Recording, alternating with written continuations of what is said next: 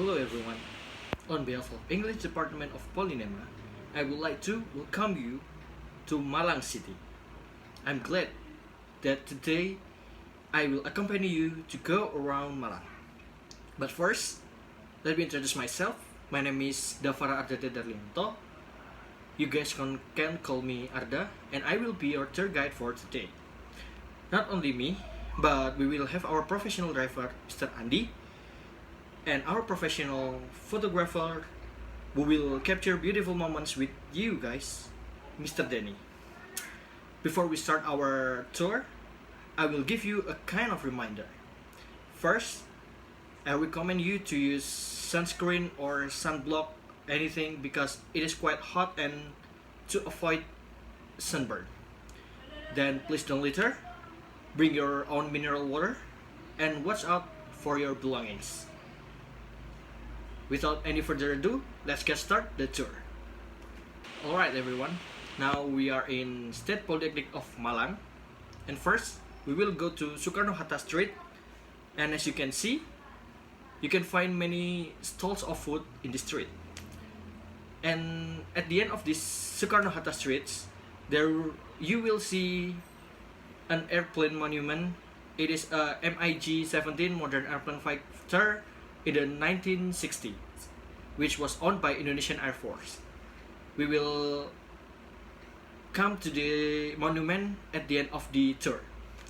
Anyways, the Sukarno Hatta streets has 1,850 meters long, and when we are already on this bridge,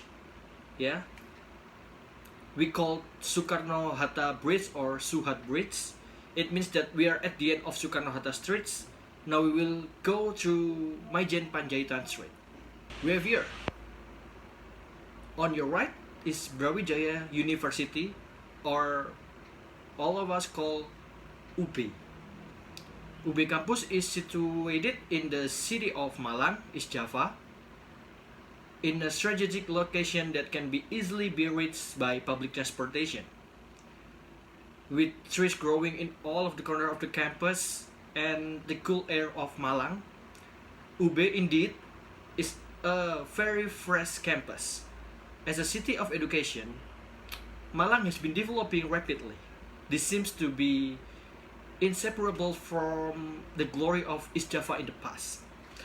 Today, UB is one of the leading universities in Indonesia with more than 60,000 students in various degrees ranging from the diploma program, bachelor's degree program, master degree program, doctoral degree program, and medical specialist program in 12 faculties, 2 faculties level programs, 1 vocational programs, and 1 postgraduate program.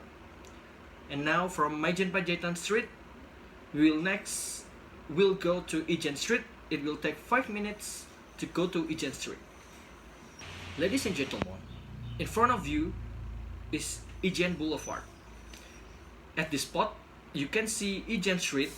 Ijen Street itself was one of the masterpieces from a well-known Dutch architect.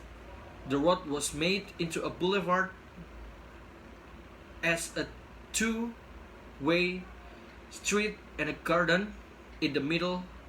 Also, it's given palm trees to make a road more beautiful on the left and the right side.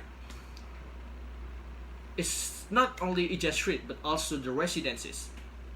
The Dutch built the residences with the European style. In addition, the design of each house is also furnished with a garden. The shape of this building can still be found in several houses in Ijen. And nowadays, as many as 40% of them have changed into the new buildings. Now, as you can see, on your left there is a Cathedral of Virgin Mary of Mount Carmel, Malang.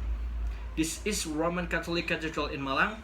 The cathedral was built in 1934 in the neo-Gothic style by architect L.S. Turgy and is an example of the Dutch colonial architectural heritage in the city.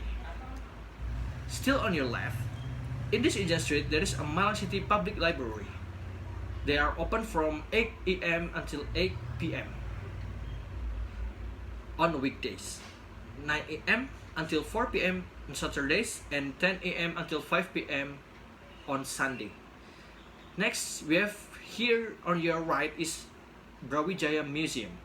Brawijaya Museum was built in 1962 by Brigadier General Rahman. Brawijaya Museum has many historical things such as weapons, swords, communication devices from the colonial era, radio, and many more. Now we are heading east to Kawi Street. Now we are on Arif Rahman Street. You can see on your left there is a lapis tugu Malang. That is a typical cake from Malang. You can buy one before you leave Malang. On the same side on your left, we have also Kampung Kayu Tangan Heritage. This is a village that has existed since the colonial era of Dutch. In here you will see a lot of houses that were built in the 19th century and still standing until now. Now, ladies and gentlemen, we are arriving at Alun-Alun Merdeka Malang. As we can see, the square is crowded with some local and tourists.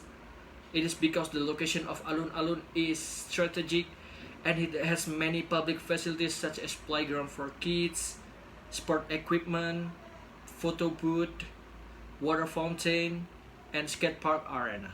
People may use the facilities for free. Pasar Besar Malang is a trading and shopping center located not far from Malang City Square. There are lots of shops open here.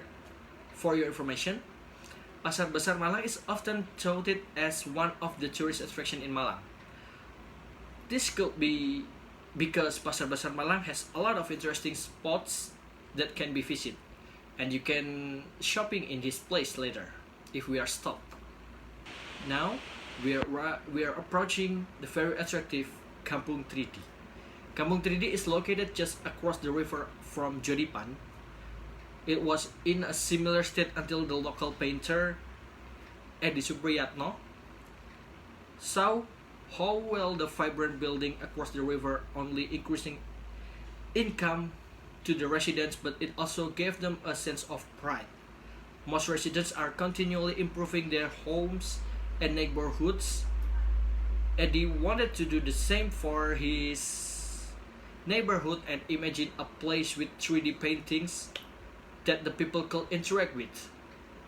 He presented his idea to the local chairman and received approval along with a generous donation of paint from DecoFresh, a local paint company.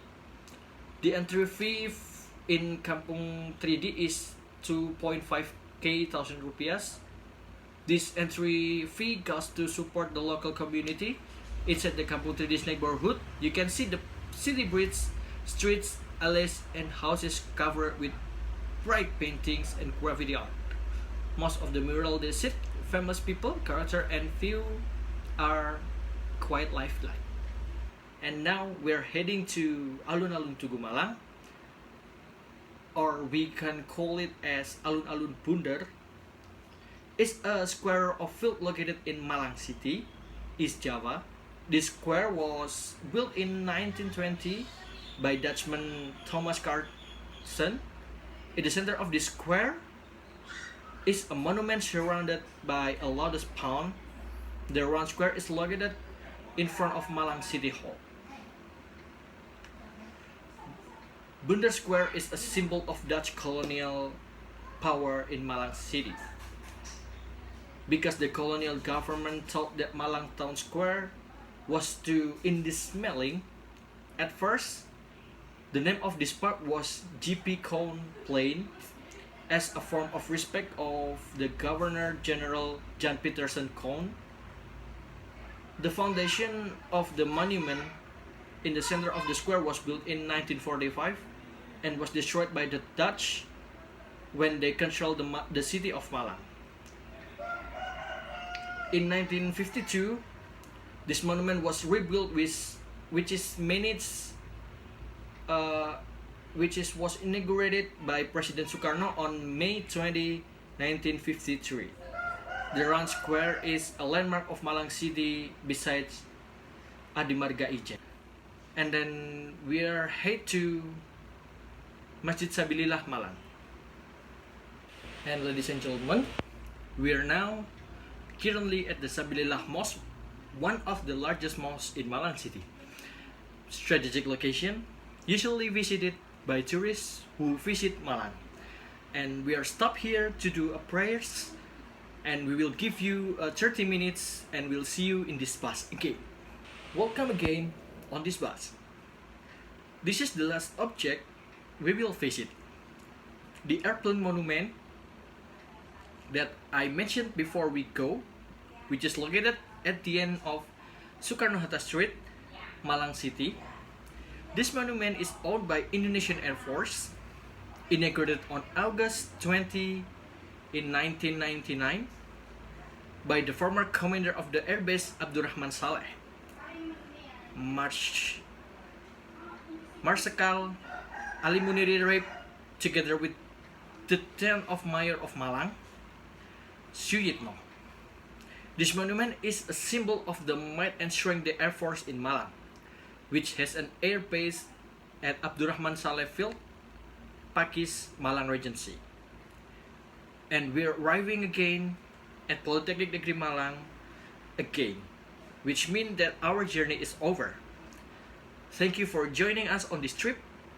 Hopefully we will get a lot of benefits and knowledge from our trip today. Thank you so much. See you on the next trip.